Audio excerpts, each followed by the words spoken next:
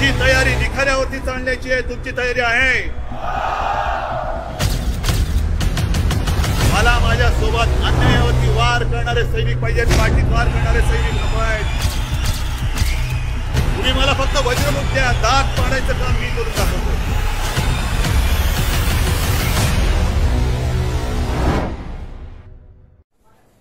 कैसे हो दोस्तों, मैं मोहम्मद नईम शेख. तो मैं बताना चाहता हूं कि मराठी मुस्लिम सेवा समिति इन शॉर्ट MMSS उन्होंने एक लेटर जारी किया है और उन्होंने खेड़ के मुसलमानों से पुरजोर अपील की है, रिक्वेस्ट की कि आप उद्धव बाला साहब ठाकरे की जो रैली हो रही है आज 5 मार्च संडे 2023 खेड़ में, जो ये शुरुआत होंगी पूरे महाराष्ट्र का दौरा करने की उद्धव बाला साहब ठाकरे की, ताकि वो पब्लिक से मिले और बताए कि किस तरीके से इलेक्शन कमीशन ऑफ इंडिया ने उनके साथ इंजस्टिस की, उनके साथ नाइंसाफी की और उनका जो निशान था तीर कमान, किस तरीके से उन्होंने एकनाथ शिंदे फैक्शन की जो शिवसेना उसे असल शिवसेना डिक्लेयर की और ये जो तीर कमान का निशान था उद्धव बाला साहब ठाकरे की पार्टी का शिवसेना का, वो किस तरीके से एकनाथ शिंदे की फैक्शन शिवसेना को मिली। और इलेक्शन कमीशन ने यह भी डिक्लेयर किया कि एकनाथ शिंदे की शिवसेना ओरिजिनल शिवसेना है।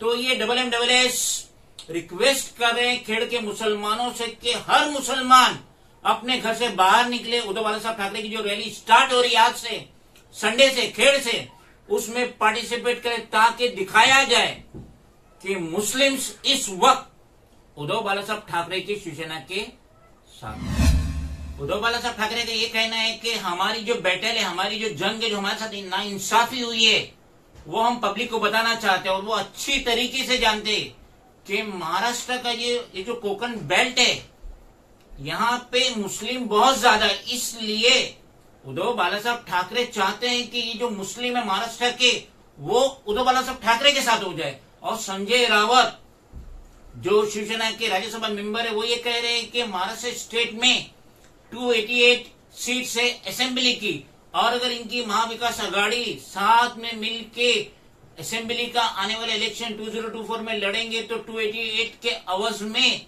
वो बआसानी 200 सीट जीत जाएंगे।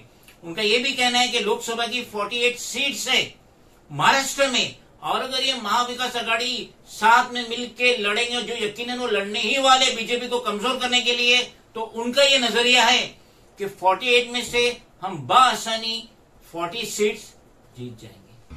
संजय राउत का ये भी कहना है कि कस्बा पेट जो पुणे में वाक़ है, जहां बाय इलेक्शन हुआ और हाल फिलहाल में जो रिजल्ट है, बीजेपी ने 28 साल अपने किले को खो दिया, वहां पे शिवसेना की जीत हुई। और चिंचवाड़ जो एनसीपी के कैंडिडेट खड़ा हुआ, लेकिन एक रेबल्स की वजह से एनसीपी का कैंडिडेट हार गया। अगर वो रेबल नहीं खड़ा होता तो वहां पे बीजेपी की फिर हार होती। तो इस तरीके से संजय राउत भी कह रहे हैं कि महाविकास आघाड़ी को साथ में मिलके आने वाला जो इलेक्शन है, असेंबली रहे या लोकसभा का रहे, साथ में मिलकर लड़ना चाहिए। और इसकी वजह से उद्धव बाला साहब ठाकरे ने पूरे महाराष्ट्र का दौरा चालू किया और खेड़ से इनकी शुरुआत है, वो पब्लिक को मिलके बताना चाहते कि उनके साथ कितनी बड़ी नाइंसाफी हुई है।